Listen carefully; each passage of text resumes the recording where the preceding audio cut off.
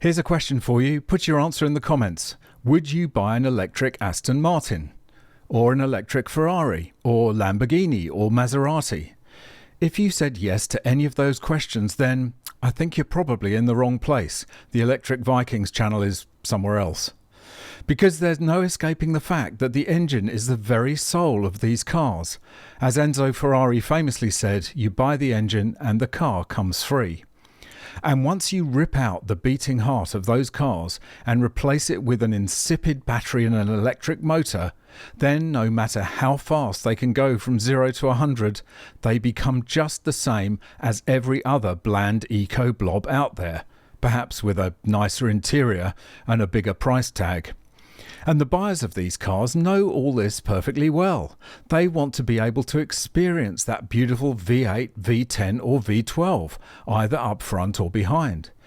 It's the sounds, the smells and the feelings generated by the engine which make the supercar ownership experience so special. No genuine auto enthusiast on earth would ever want to buy an exotic EV. And the Aston Martin CEO has finally said it out loud. Welcome back to MGUY, British engineer and lawyer, now Sydney-based YouTuber. If you enjoyed this video, please drop a like, and very importantly, let me know what you think by leaving a comment. And if you want to keep informed about all the EV and net zero insanity that we're suffering at the moment, click that subscribe button down below so you don't miss out on any future videos. It's ridiculous to make legendary brands like Aston Martin and Ferrari go all electric by some rapidly approaching date.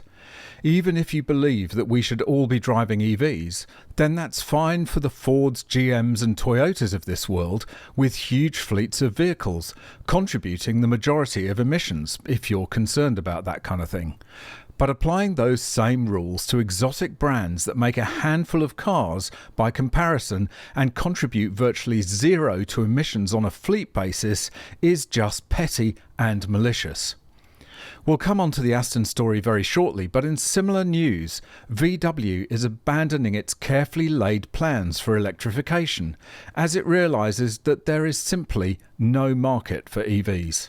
Volkswagen throws electric strategy in the trash.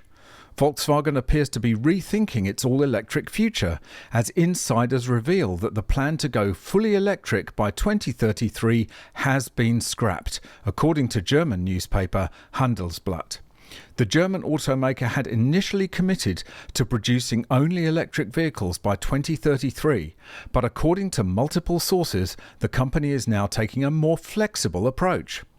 Volkswagen and Audi are reportedly no longer strictly adhering to the original timeline, instead keeping options open for combustion engine models.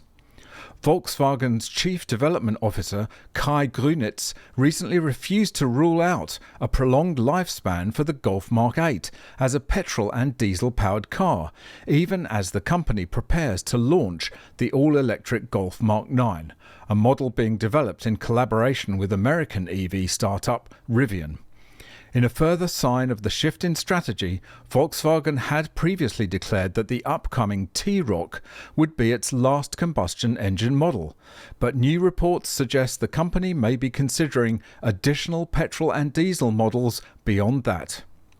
Volkswagen's revised stance on combustion engines comes amid rumours of a potential policy change within the European Union. Last week, Der Spiegel reported that the EU Commission is exploring possible flexibilities regarding the planned 2035 ban on new petrol and diesel car sales. Well, let's hope that's true, because if the current policy continues, the auto industry in Europe is finished. And the anti-EV sentiment is, as I've explained, even more intense in the exotic car market. So it's hardly surprising that the Aston Martin boss has admitted what we knew all along. Aston Martin CEO, our customers hate electric cars.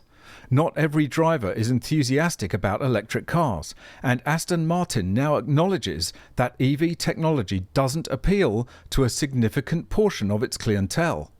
The British luxury automaker's first electric model has already faced multiple delays, and now it looks like it won't arrive until sometime in the next decade at the earliest. According to CEO Adrian Hallmark, some Aston Martin customers strongly dislike electric cars. In an interview with Automotive News, he admitted that fierce resistance from certain buyers has influenced the company's EV timeline. Some say no and hate them, electric cars, with a heartfelt passion. They feel like EVs mean the end of V12s and V8 engines, that they'll never be able to buy another one. Hallmark put it bluntly, there's no better way to piss off a billionaire than by telling him he can't have something. Hallmark also questioned whether EVs are even the right direction for high-performance luxury cars. He noted that while a traditional combustion engine adds about 150 kilos to a car's weight, an electric drivetrain can add 700 to 800 kilograms due to the battery pack and electric motors. Which is absolutely correct, of course.